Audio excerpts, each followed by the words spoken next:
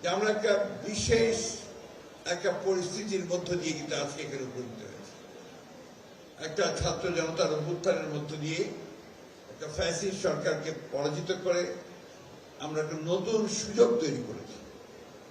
এই সুযোগটাকে আমাদের কাজে লাগানো দরকার। আপনারা নিশ্চয়ই লক্ষ্য করেছেন যে এইবার আমি যেটা বলি, যেটা শর্মাদা বলেছেন, আমি একটু ভিন্নভাবে দেখি।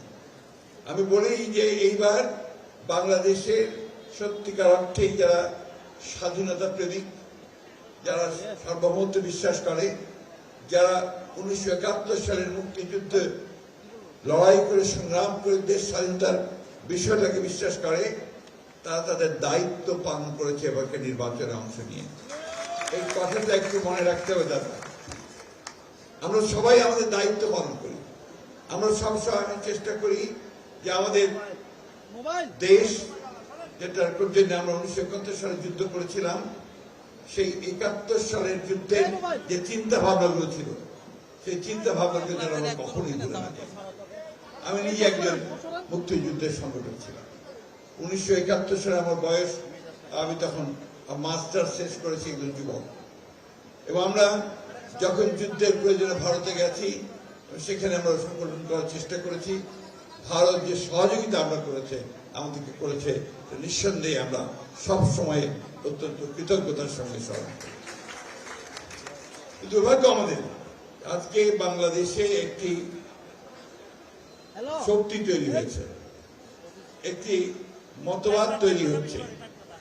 1971 সালের যে মূল বিষয়টাকে, সেটাকে ভুলিয়ে দিয়ে নতুন করে চিন্তা করার জন্য আমরা কখনোই 24-এর যে ছাত্র গণঅভ্যুত্থান ফ্যাসিস্টের বিরুদ্ধে যে লড়াই, এই লড়াইকে কখনো খাটো করে দেখি না। বরঞ্চ আমরা মনে করি এই সংগ্রাম, এই লড়াইটা ছিল বাংলাদেশের আপামর জনসাধারণের লড়াই। সুতরাং এখানে কাউকে বিচ্ছিন্ন করে আলাদা করে দেখার কোনো সুযোগ নেই।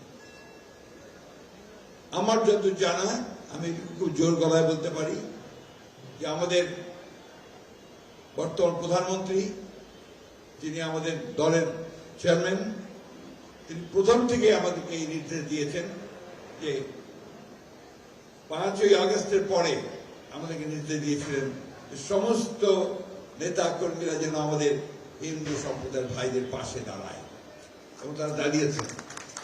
আমরা এটাকে আলাদা করে দেখতে চাই না, কখনোই চাইনি। দেশনেত্রী বেগম খালেদা জিয়া বহুবার আপনারা দেখা করেছেন, কথা বলেছেন, তিনি বলেছেন আমি আলাদা করে বলিনি, মনেই করতে পারি না।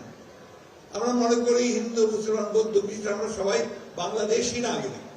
এখানে আমাদের মধ্যে কোনো বিভেদ নেই, বিভাজন আমরা সৃষ্টি করতে চাই না।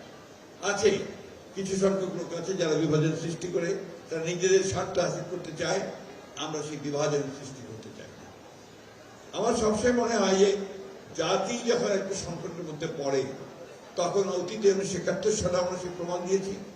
আমরা সমস্ত হিন্দু, মুসলমান, বৌদ্ধ, খ্রিস্টান আমরা একযোগ হয়ে সংগ্রাম করে লড়াই করে দেশকে স্বাধীন করেছিলাম।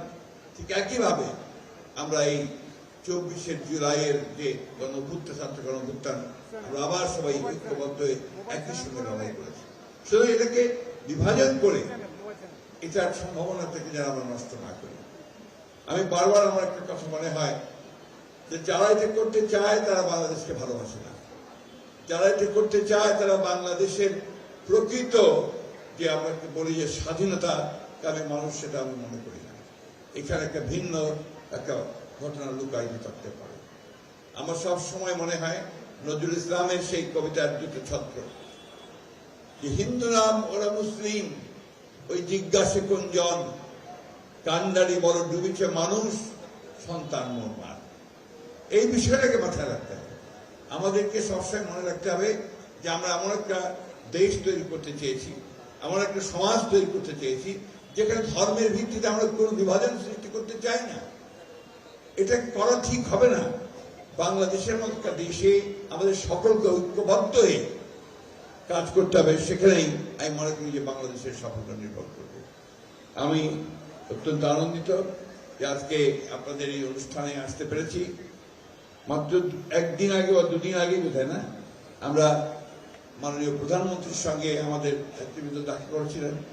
আমি সেই বৈঠকে উপস্থিত ছিলাম। প্রায় ঘন্টা খানেকের সেই আলোচনায় মাননীয় প্রধানমন্ত্রী তিনি পরিষ্কার করে বলেছেন যে আপনাদের সমস্ত বিষয়গুলো পর্যায়ক্রমে দেখা হবে এবং সেই জন্য আমি বিজয়কান্তি সরকারকে এই দায়িত্ব অর্পণ করেছি।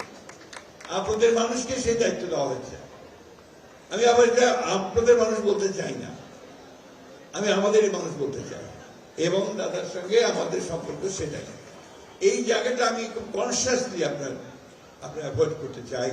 আমরা যেন পরস্পরকে যে ভ্রাতৃত্ববোধ যেটা আমাদের হাজার বছর ধরে চলে এসছে এই দেশে, সেই ভ্রাতৃত্ববোধ এটা যে আমাদের অক্ষুণ্ণ থাকে। ইভেন পাকিস্তান দিবসে আমাদের মধ্যে তো এই ডিভিশন ছিল না, আমি দেখিনি। আপনার কে কত দেখেছি কি আমি জানি না, আমি দেখিনি। আমার শহর ঠাকুরগাঁও শহর একেবারে উত্তরাঞ্চলে আমরা তো একসাথে যেমন পূজা উদযাপন করেছি, আমি পূজা মণ্ডপে গিয়ে নাটকও করেছি। সেই একই সঙ্গে আমাদের বন্ধুরা মনোযোগ দিয়ে এসে আমাদের ঈদের এসে আমার বাসায় এসে মায়ের হাতে সেমাই খেয়ে গেছেন। এই বিষয়গুলোকে আমরা সবাই ওই দৃষ্টিভঙ্গি দিয়ে দেখি এবং সেভাবে তো এগিয়ে যাই। আসলে আমাদের মূল পরিচয় হচ্ছে আমরা মানুষ, আমাদের মূল পরিচয় হচ্ছে আমরা বাংলাদেশি এবং এখানে যারা সনাতন ধর্মের কথা বলেন তারা কিন্তু এখানকার মানুষ, এই জমির মানুষ, তারা ভূমিপুত্র। সুতরাং তাদেরকে নিয়ে যদি কেউ কোনো পরিকল্পনা করে, চক্রান্ত করে, সেটাকে এই দেশের মানুষই এটাকে আমরা সম্পূর্ণভাবে নাকচ করে দেবে।